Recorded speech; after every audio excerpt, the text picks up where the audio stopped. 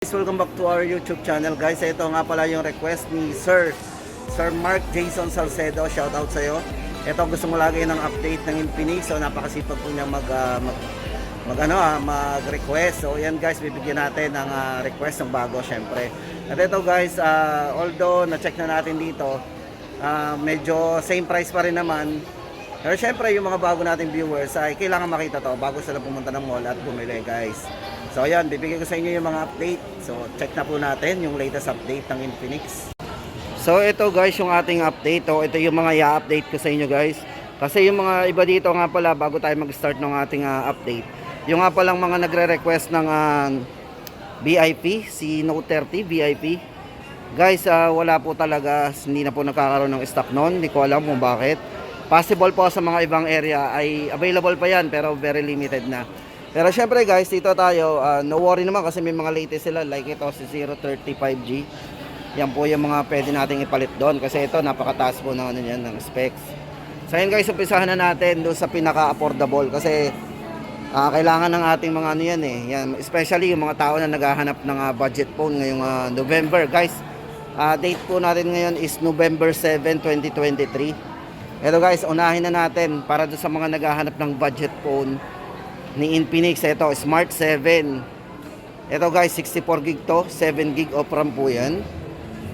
So, bali original RAM po nito is 4 gig RAM, then extended po siya na 3. Kaya umabot siya ng 7. So guys, ito, 3,499. So, yan ang ating price update for Smart 7. So hindi na po kayo lugi dito guys. Ito para sa kanyang specs, check po natin. Size po ng screen ito yung naka 6.6 big high definition sunlight readable display. Sa battery 5,000 mAh big battery. Then meron na rin po siyang face fingerprint and face unlock para sa kanyang safety unlock. So camera guys, ito extra clear and naka 13 megapixel po yan na AI dual camera. At syempre yung design po nito naka 3D texture antibacterial design. So although wala tayong nakikitang unit kasi naka box po yan. Yan. So yun guys, Smart 7 price natin 3,499. Napakamura kasi naka 64 na po tayo, then naka 7 GB RAM. Kasi ito guys, baka sa mga naghahanap nga pala ng Smart 6. For Smart 6 guys, ito yung ating latest update. Ito po ay 3 GB RAM, 64 na rin.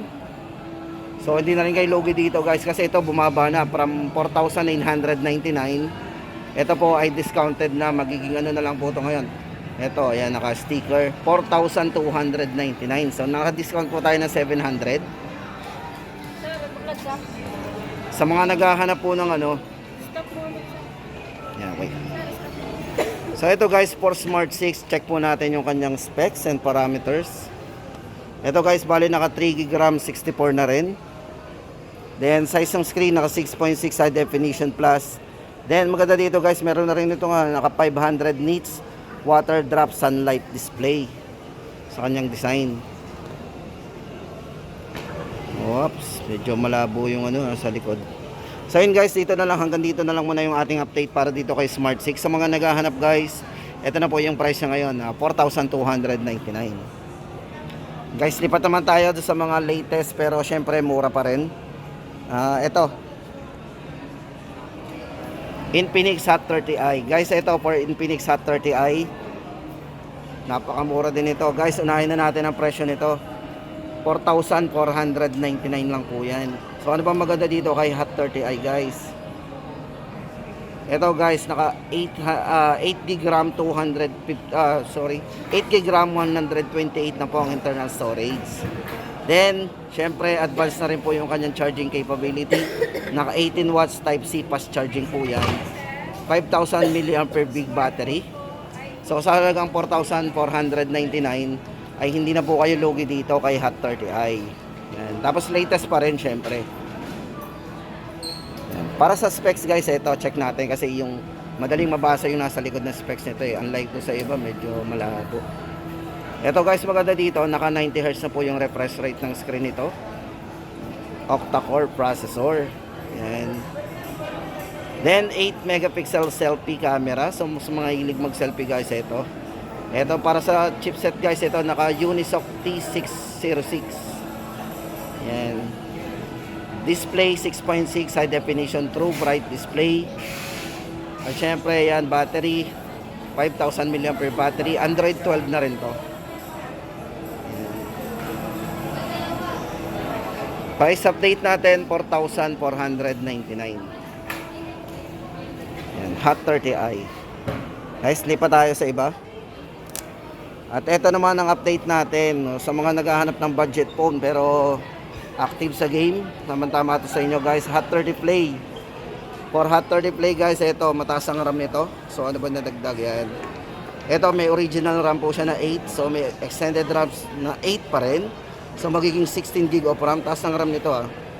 Tapos maganda dito guys, naka 6,000 mAh battery king yan. With 18 watts fast charging na din. O, di ba? Then meron na rin siyang near field communication, yung NFC. O, sa halagang 5,499 lang. O, di ba? May mga features siyang ganun katataas. Pero, so maganda pa dito guys, malaking screen ito. 6.82 high definition plus na naka 90 Hz na po yung refresh rate. So, yun ang update natin, 5,499. Hot 30 Play. So guys ha, wala lang tayong unit. Pero susubukan nating maghanap ng So yun guys ang ating update for Hot 30 Play 5499. Tapos guys ito for Hot 30. Sa mga nagtatanong ng Hot 30, ito po yung ating latest update ngayon dito for Hot 30. Yan. Guys ito unahin natin yung kanyang chipset. Guys ito naka Helio G88 na yan, octa-core gaming engine processor. Then naka 16 GB RAM na din. Original RAM 8+8 po yan. So maganda dito guys, ito naka 256 na po ang internal storage nito. Sobrang laki na po ng internal sa halagang 6,999. Ayan. Then naka 90 Hz na rin po yung refresh rate nya. Then yung resolution ng screen 1080p, 6.78 po yung size ng screen. Then sa camera, meron na siyang mataas na camera, 50 megapixel super night film photography. Ayan. So yung design po nito guys ay naka glass peel, slim and light design. Yan nga lang, wala tayong mapakita as I said. Then 33 watts fast charging na din with 5,000 mAh battery, 16 GB RAM. So guys, Hot 30, yan po yung ating latest update, 6,999. O diba, sa mga mahilig maglaro ng Free Fire, yan, pwede na po sa inyong budget phone na to. At syempre, punta na tayo guys sa mga iba pang mga naka on sale din. Check natin. Ito guys, Free Fire din. Ito, Hot 20. Dati ito, napaka best seller guys nito. Bago pa po maglabasan yung mga series na yung mga bago. Ito po si Hot 20. Ito, good news dito guys kay Hot 20. Naka-markdown to. Ngayon po, 6,499 na lang yan. Ito guys, para sa chipset, naka G85 na po yan. Helio G85. Then yung kanyang RAM, meron siyang extended RAM plus 5 RAM. Magiging 13 GB of RAM po yan. Internal storage, meron na siyang 128 GB. Then naka NFC na rin po yan. So mabilis po yung ating transferring ng mga photos gamit yung NFC. At para doon sa mga ibang specs guys, ito silipin natin. Size ng screen naka 6.82 na naka 90 Hz na po yung refresh rate nya. Then up to 13 GB of RAM. So meron siyang gaming turbo, full speed connectivity enhancement. Ayan.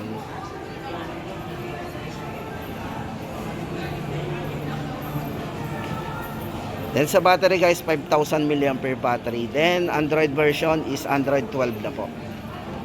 50 megapixel para sa kanyang super nightscape camera. Yan guys ang ating update sa mga naghahanap ng budget phone. At syempre naka markdown, Hot 20, 6,499. At hindi lang yung guys, ito baka may naghahanap pa po sa inyo ng Infinix Zero X Neo. Good news kasi Zero X Neo po ngayon ay naka-sale din. Dati po siyang 10,990.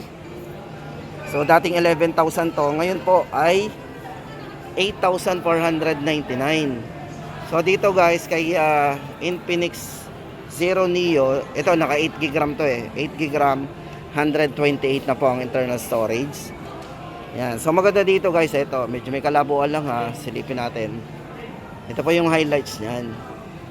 Ito po yung merong 6 time, yan, naka 60 times optical image stabilization. So pagdating sa video, maganda yan. Then naka telescope zoom.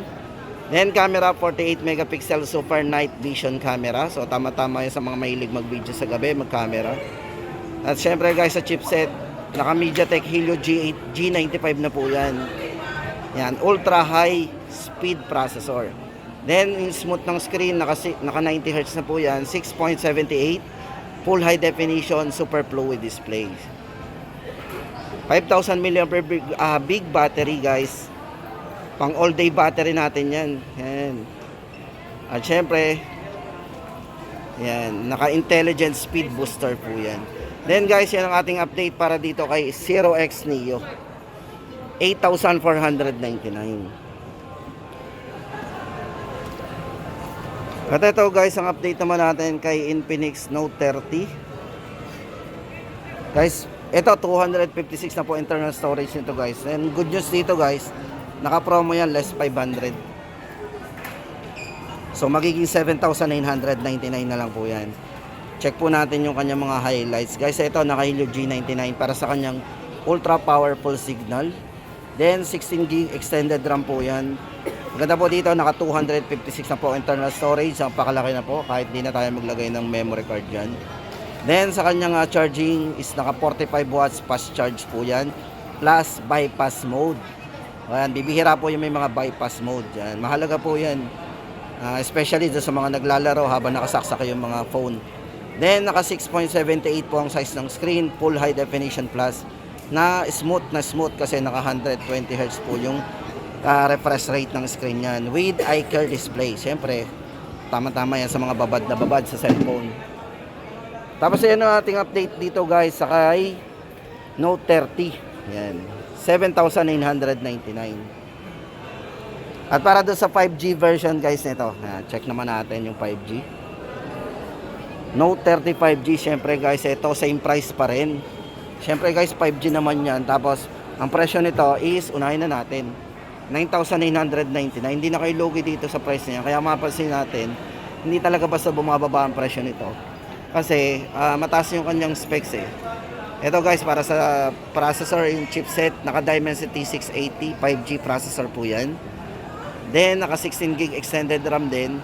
Internal storage 256. 45 watts fast charge po yan, plus bypass mode. 6.78 full high definition plus, na naka 120 Hz na po with iCare display. Yan guys ang ating update para dito kay ano ba itsura niyan? Check na natin. Check po natin yung itsura nito, si Note 30. So ito guys yung Note 30. Yan yung actual unit.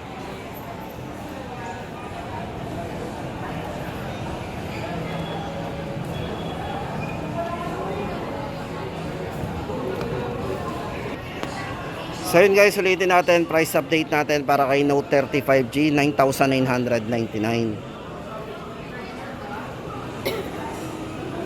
Tapos yung huli sa atin sa mga latest model guys, ito 030 5G. So ito yung pinaka, kumbaga sa ngayon, parang pinaka top of the line ni Infinix. Yan guys, unang-una syempre 5G. Then check po natin yung kanyang RAM and ROM. Para sa RAM niya guys, ito ay naka 12 GB RAM plus extended na 9. So kaya naging 21 GB of RAM po yan. Then 256 na po internal storage. Ang laki po niyan. At syempre guys, sa video, naka 4K resolution po yan with 60 frame per second yan. So napaka-smooth niya pag magbi-video tayo kasi 4K resolution, tapos naka 60 FPS pa. Mostly kasi pag pumatong pag nagpo-4K ano po yan, yung iba nagbumababa ng 30. Pero dito naka 60 FPS pa rin yung 4K resolution niya. Yun ang maganda diyan. Tapos guys, dito sa camera guys, front camera, naka 50 megapixel front para sa vlogging camera niya. Front camera lang yun, 50. So yun ang binabayaran natin diyan. Tapos check pa natin yung iba guys dito. Yan sa specs. Ito para sa kanyang chipset guys, ito yung naka MediaTek Dimensity 8020 5G powerful processor. Yan. Tapos naka 68 watts supercharged na po yan with 5,000 long lasting battery. Size ng screen naka 6.78. Full high definition na mayroong 144Hz 3D curved AMOLED display. So yun pala maganda rin, naka AMOLED display na rin. So napakabibid ng display niya syempre. At Android 13 para sa kanyang operating system. Guys, ito price natin dito is 14,999. Ito guys, check natin yung kanyang yung kanyang unit. Ito guys, hawak na natin yung unit po ni ni 035G. Ayan. Unang-una sa highlights guys, ito. Naka 4K tapos naka 60 FPS talaga. Yun yung kanyang highlight. Di ba?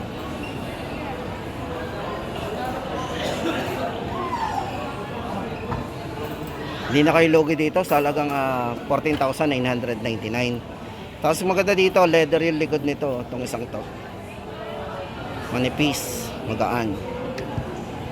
So yun guys, ang ating latest update. Yung nga pala doon sa mga iba palang model, yung Zero, check po natin, meron pa dito eh. Ito to. Ay, meron na, nasabi natin to, yan nga pala sa Zero.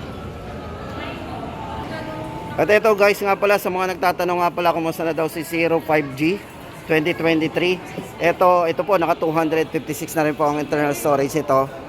Yan, 13 GB RAM. So guys, ito, chipset nito is naka MediaTek Dimensity. Check natin, MediaTek Dimensity 1080 5G para sa kanyang Power Monster processor. O diba, check natin pa yung iba. Yan, para sa kanyang design, ito ay naka-unicarb design, beauty. Di ba? Inborn. Naka 33 watts super fast charging na rin with 5,000 mAh battery. 6.78 full high definition, naka 120 Hz na po yung kanyang refresh rate. At sa camera guys, meron siyang triple camera, 50 megapixel para sa nightscape camera niya. So ayun guys, ang ating latest update. Ito 256 pa rin pala internal storage. Ito, sa mga nagtatanong ng 05G guys sa ating comment section, 11,999 pa rin. So, yun, 11,999.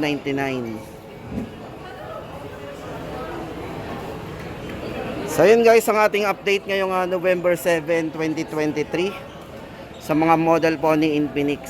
Yan.